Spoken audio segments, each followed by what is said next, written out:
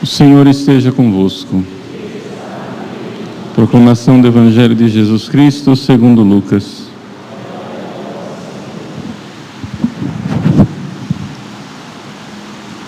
Jesus, vindo a Nazaré, disse ao povo na sinagoga: em verdade eu vos digo que nenhum profeta é bem recebido em sua pátria.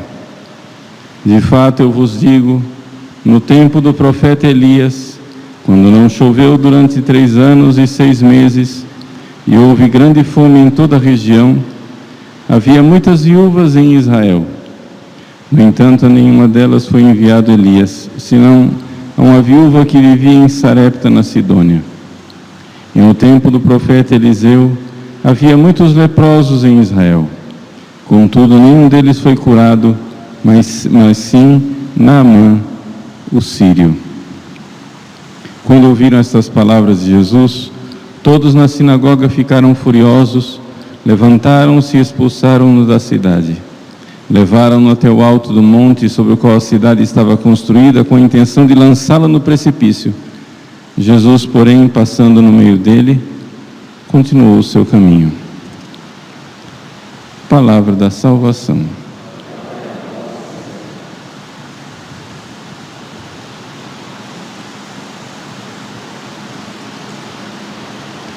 Meus queridos irmãos e irmãs, hoje, dia 21 de março, se recorda a morte de São Bento, grande patriarca do Ocidente. Os beneditinos chamam esse dia de o trânsito de nosso pai São Bento, ou seja, a passagem dele dessa vida para outra.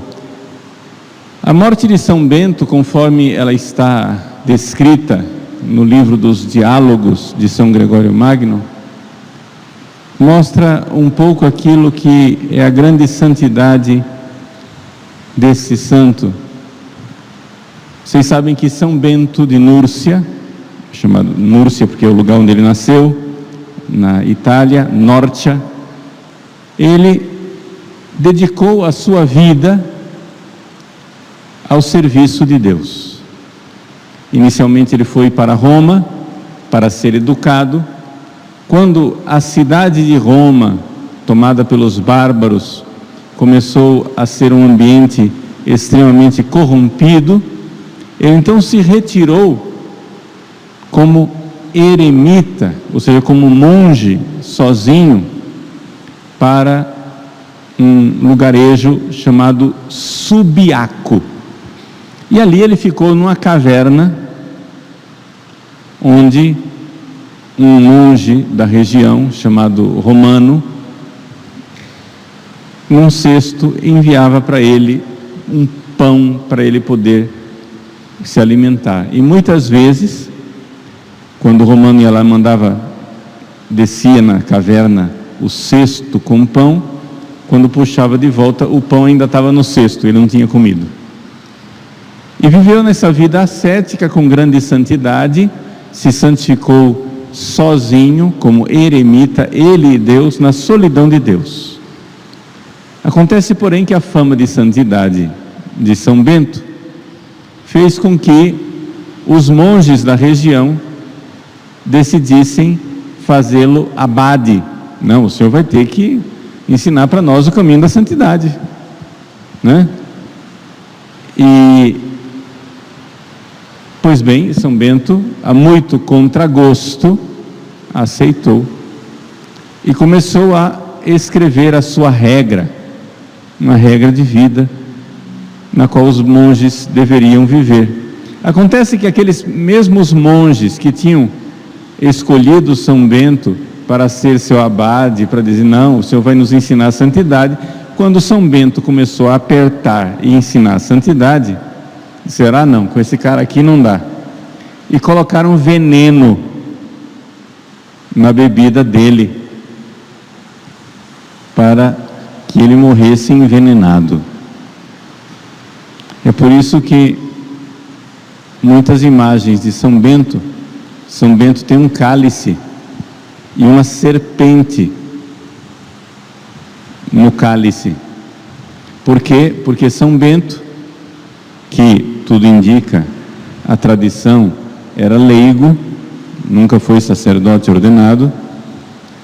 São Bento traçou o sinal da cruz no cálice, envenenado, o cálice se quebrou e dele saiu uma serpente, mostrando que aquilo era uma artimanha do demônio para matá-lo. Então a primeira coisa que a gente enxerga e vê da vida de São Bento é que as exigências da santidade, mesmo quando a gente voluntariamente diz, por favor, São Bento, venha cá, nos ensine a ser santo, quando o negócio começa a apertar, a gente quer se revoltar contra Deus. E só esse ensinamento já é importante e suficiente para nós vivermos essa quaresma. Nós estamos aí caminhando para, estamos na metade da quaresma. Seus propósitos que você fez, as penitências, chega nessa altura do campeonato, você começa a dizer, eu exagerei, não, mas não precisa disso tudo, para que isso? Vou colocar veneno no cálice para matar São Bento. Ou seja, você quer deixar de lado os seus bons propósitos. Tudo bem, a não ser que você tenha exagerado muito, o que é coisa rara hoje em dia, o conselho que eu daria para você é que você aceite novamente, mesmo que você tenha caído nos seus propósitos quaresmais, caiu no chão, bate a poeira, sobe na bicicleta outra vez e vamos pedalar. Vamos para a Páscoa, vamos continuar as nossas penitências. São Bento, então, escreveu a sua regra monástica, que sem dúvida nenhuma teve grande importância na própria configuração da civilização ocidental, e caberia aqui um curso inteiro só para explicar a grande influência de São Bento para aquilo que nós somos hoje como civilização ocidental. Mas, como não temos esse tempo, nem é o lugar de fazer isso, é importante nós recordarmos que São Bento, então, fez a sua regra e fez com que os seus monges vivessem uma família. O que é família? Existia na época uma tendência dos monges de procurarem passear por aí e não parar em mosteiro nenhum. Eram os monges chamados de giróvagos, sarabaitas. Eram monges que iam de lugar em lugar, aqui vivia a vida monástica um pouquinho, cansava, pronto, vamos bater perna em outro lugar, e ia, passava para outro mosteiro. Cansou, começou a apertar, enjoou daquele lugar, vamos bater perna em outro lugar, vamos lá. Pois bem, a primeira coisa que São Bento fez foi, na sua regra, estabelecer que a vida monástica é uma vida de família. Tem um pai, tem um abade, abba quer dizer pai, um abade, e que o monge está vinculado àquele mosteiro e àquele abade como uma família. O voto de estabilidade. Aqui uma outra lição para nós. Nós que vivemos na época do descartável, na época em que cansei, quero divórcio, me manda outro marido, me manda outra esposa, cansei, não quero mais esses filhos, esquece que o filho existe, cansei, não quero esses pais, põe os pais no asilo. dá os filhos para adotar. Cansei, não quero mais esses irmãos. Ora, São Bento mostra que não é possível alcançarmos a santidade sem uma aliança. Você pode não ser casado, como os próprios monges não são casados. A própria palavra monge quer dizer isso, sozinho, monacos, mono quer dizer só, mônacos, monge. O monge, ele é sozinho no sentido de que não é casado, mas São Bento viu que era muito difícil alcançar a santidade do jeito que ele tinha alcançado. Ele alcançou a santidade como eremita, sozinho. Mas acontece que a maior parte das pessoas que tenta ser santo sozinho enlouquece. Então ele viu que é necessário para nós, seres humanos, começarmos o caminho numa família. Uma família, ou seja, o mosteiro dos monges beneditinos, é a vida cenobítica, vida de comunidade, é uma família, onde você tem que perdoar os defeitos daquele irmão insuportável, onde você tem que aceitar a presença daquela pessoa com os seus tiques, com as suas manias, com as suas chatices, onde você tem que viver e conviver, onde você tem que carregar o peso do irmão. Quantas e quantas pessoas acham que vão ser santos sozinhos? A pessoa está na capela, rezando, diante do Santíssimo Sacramento, em êxtase místico, de repente entra alguém, arrasta uma cadeira e faz barulho, e a pessoa ferve de raiva. Eu estava ficando santo aqui, agora veio esse desgraçado me atrapalhar. Não estava ficando santo coisa nenhuma, que era coisa da sua imaginação, e a prova de que você não estava santo é exatamente essa irritação sua. Quando a gente vive com o outro dá nos nervos e mostra o quanto nós precisamos pedir a Deus paciência para carregar o peso do irmão. Portanto, a regra monástica de São Bento insiste muito nesse ser família. E se o cristianismo, se a Igreja Católica tem um futuro, e ela tem, porque as portas do inferno não prevalecerão, é porque a Igreja Católica foi feita para ser família. Nós precisamos constituir estes grupos primários, esses grupos familiares. Não precisa ser sua família de sangue, não precisa ser casado, mas nós precisamos nos unir em pequenas famílias espirituais, onde nós nos importamos uns com os outros, temos alianças uns com os outros, suportamos o peso uns dos outros, nos perdoamos mutuamente, para então crescer na fé, juntos. São Bento, patriarca do Ocidente, é um farol, é um luzeiro, ele nos aponta o caminho.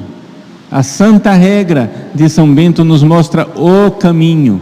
Nada de ser monge sarabaíta, ou seja, você é católico e quer ser católico sarabaíta, que quer dizer, esse que anda batendo perna por aí.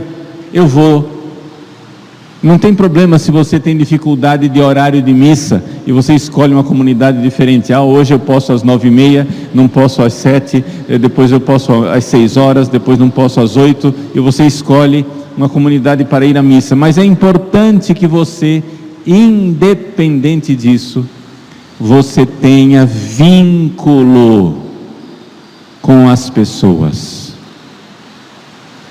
Você precisa ter vínculo, aliança com pessoas. Formem grupos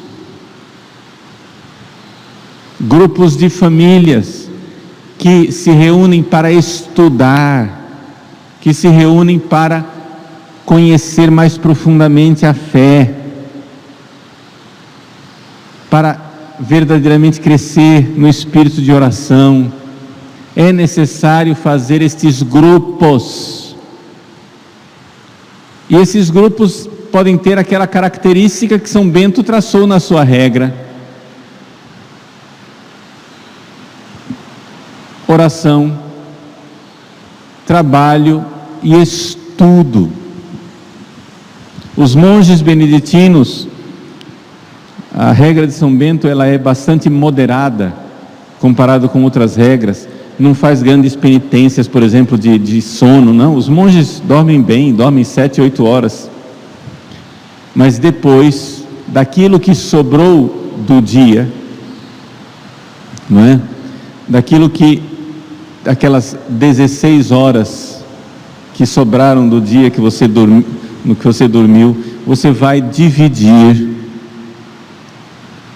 em horas de trabalho, horas de oração e hora de estudo.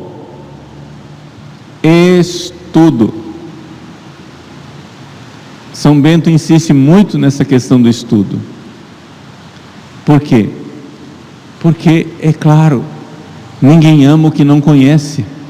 Como é que nós vamos amar a Deus na oração e amar a Deus no irmão, trabalhando, vivendo a vida de comunidade, etc, etc, se nós não conhecemos as coisas?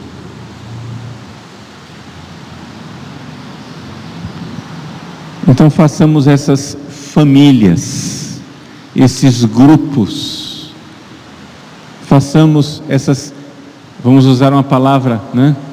Pequenas comunidades. Essas comunidades, porque é nelas que está a vida da igreja. Tertuliano dizia: unus cristianos, nullus cristianos. Um cristão sozinho não é cristão nenhum. Nós somos cristãos se somos membros de um corpo. O caminho da vida de um eremita é o auge da vida espiritual? Sim, mas isso daí só é atingido por algumas pessoas que têm essa vocação especial. O caminho para nós é o caminho da comunidade, é o caminho desta aliança de compromisso uns com os outros. Alguns dias antes da sua morte, no dia 21 de março, São Bento previu que ele iria morrer. Disse isso para alguns dos seus irmãos, e quando faltavam 6 dias para a sua morte, ele mandou abrir a sua cova. E eles cavaram o túmulo dele. Ele, sabendo que iria morrer, pediu que o levassem então para a capela de São João Batista, que ele tinha erguido em Monte Cassino. E então, segurado por 2 monges, 2 irmãos, ele, sendo sustentado de pé, ergueu a Deus o seu último louvor e morreu assim, morreu de pé. Assim foi o trânsito de nosso Santo Pai São Bento, né? Benedito e Bento é o mesmo nome.